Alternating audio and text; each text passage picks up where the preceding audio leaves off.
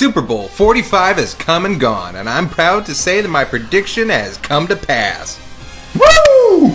My team rules and your team sucks balls! Now naturally I'm going to go back to ignoring professional sports for the rest of the year, but all this excitement reminded me how the NFL could keep my attention year-round. If only the game were more like the Mutant League. Back in 1993, before laziness was popular and they actually wrote out the words Electronic Arts, EA recycled the game engine they developed for Madden 93 and filled it with badass monsters with special abilities, playing on a field of death traps in a post-apocalyptic future. Thus, the Mutant League was born. Now, I didn't play a lot of sports games back in the day because, well, I didn't like them. Honestly, I don't know why football jocks and D&Ders were considered enemies. Looks like you have to have the same amount of imagination to enjoy any of the early video games in these genres, let alone tabletop gaming and fantasy football. As far as I can tell, the only difference is that one game, the dice has 20 sides, and the other has 22 people, 120 yards, and takes 3 hours to roll it. But by combining elements of both, and powers like jetpacks, exploding balls, electric shocks, and the ability to kill other players and even the ref, this was one game I needed to check out. Hear me good, you pissant, because I'm only gonna tell you one more time. Not long after, Mutant League Hockey was released, applying the same carnage to this sport, plus a new minigame fight mode. It was planned to be the second in a series of Mutant League-themed games, the next one in development being Mutant League Basketball, but it was unfortunately never released. However, the Mutant League lived on, in the form of an animated series which follows Bones Justice, the son of a famous football player that went missing after the Great Cataclysm. During a football game, a huge earthquake causes the ground to open up and release all the toxic waste we've apparently been storing under our football fields. And up through the ground come a bubbling crew. Well, that's what happens when the government hires the mob to solve their hazardous waste problems. And in one of the most gruesome displays I've ever seen in an animated show, both Bones and his dad's flesh melt off. I can smell my arm flesh cooking! It's like I've been napalm! Put some butter on it! Right there, butter! I can't put some butter on it! I can't get this butter back and open! Ass life! Years after that dreadful day arose the brutality of the Mutant League, and it's Bones' mission to find his missing father and bring honor back to sports, with the help of his misfit team, the Monsters.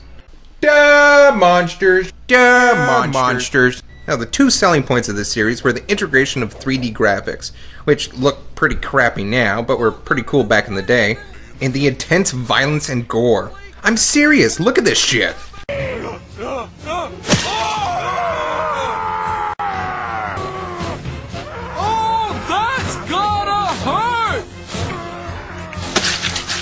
Toxic Crusaders, a cartoon based on one of the most violent and twisted series of movies, never reached this level. And look, they're even throwing up the horns! Hail Satan! Hail Satan! So how do you expect to show stuff that makes Michael Vick's basement look like the puppy farm at the end of 101 Dalmatians? Well, this show basically introduces a magic wand in the form of the Rejuvenation Chamber. Basically, the series goes out of its way to say that mutants are immortal, and in fact, they can use the power to pop their head like a zit to their advantage. But in order to heal, they have to... Oh god. Oh, I'm sorry, Shizuki. I was wrong. So very wrong. Anyway, in order to heal, mutants need to spend time bathing in chemicals that are harmful to humans, but mother's milk to mutants. Warm liquid goo phase beginning. So no matter what happens, they could be back on the field in a day. And for all we know, they could do this forever. My god, they're like a legion of radioactive Brent Favres. They just keep coming back! Okay, so I don't have any episodes from this series, but I did find Mutant League the movie, which features all the characters from the show.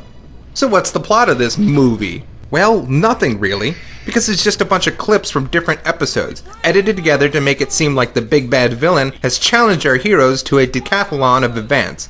Basically, the whole point of the series abridged into 70 minutes, and not in the good way. Screw the rules, I have money! Oh yeah, just got real up in this bitch. Plus, they shoehorn in that subplot about Bones trying to find his father, which leads to him saying and doing weird things out of context, and with the most bizarre inflections.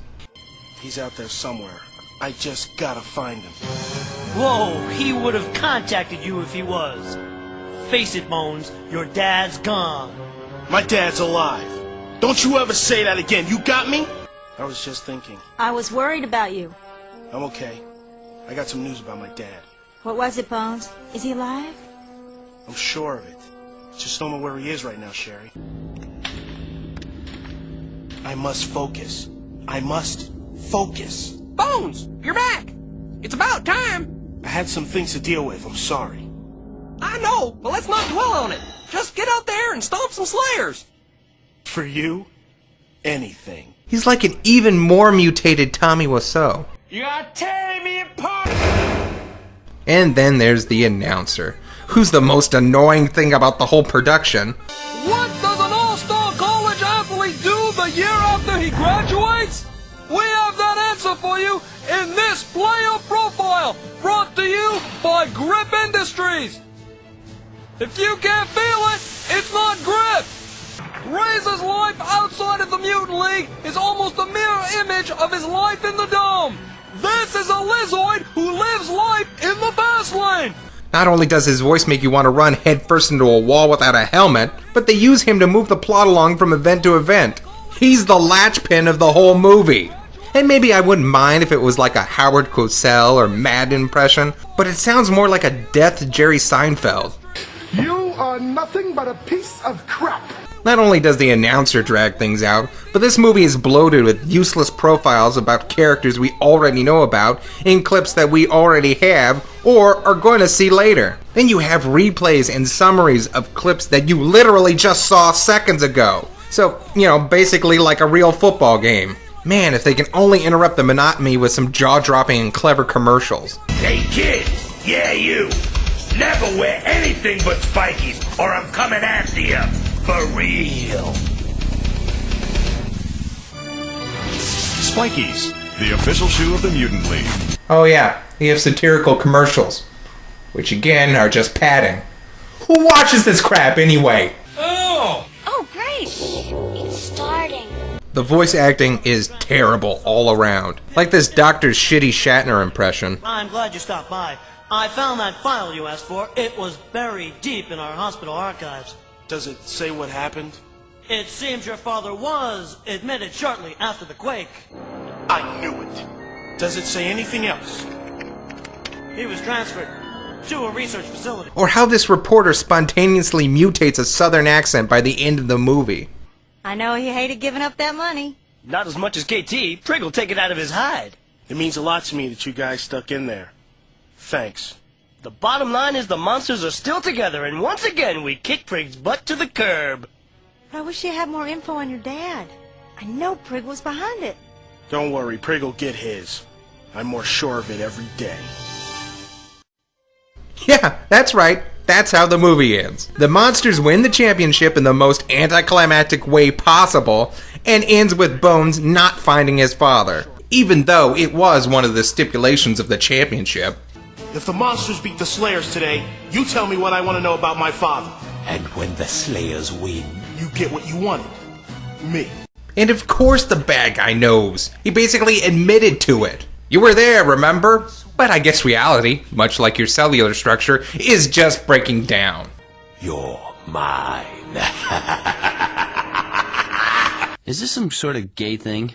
No. You're sure? Yes.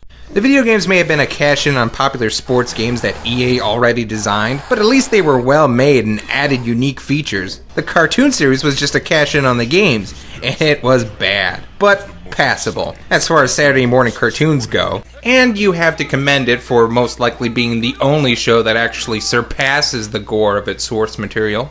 And although a lot of it was monsters getting eviscerated, I did remember it for tackling issues such as prejudice, obviously, but one episode in which I can't really find. And it's a shame too because it was my favorite. It was about a mutant who the regenerative chamber wouldn't quite work on. He'd grow his arms and legs back, but any amount of pressure or stress on them would cause them to snap right off. So basically, he had to come to grips with the fact that he couldn't compete anymore, but found a way to still do what he loved by becoming a coach or trainer. Either way, I could see how someone could grow up with fond memories of this series. This movie, however, is just a cash in on the series in the worst possible way. Calling it a movie just tricked kids into thinking they were actually getting a new original story. Oh sure, it's great if you want to have a bunch of highlights from the series in one place, which is actually hard to find now, but it's got so much damn padding. You could probably fit in 2 more episodes if you wanted to. What were they, planning a sequel or something? But while we're on the subject, I could definitely see a revival of this franchise today. You have better game engines now, the advent of quick-time events that can make things really interesting, and my own personal touch, introduce some RPG elements in the form of juice, a steroid-like substance that you can earn to further mutate your players into the biggest, baddest beasts ever. I can't find my balls. Balls is a state of mind, son. Hell, you got more balls than you ever had. 6 or 7 little bitty ones. Oh, yeah, there. Damn, not a vein amongst them. All right, I reckon I'll have to go into the eye. Holler if I touch the brain. What? We like sports and we don't care who knows. From the pregame jokes to the wrap-up show. We like sports and we don't care who knows. Football, tennis, hockey, golf. Throw me the baseball. Now toss me the pigskin. Now feed me the rock. Now give me the rock. Decapitation!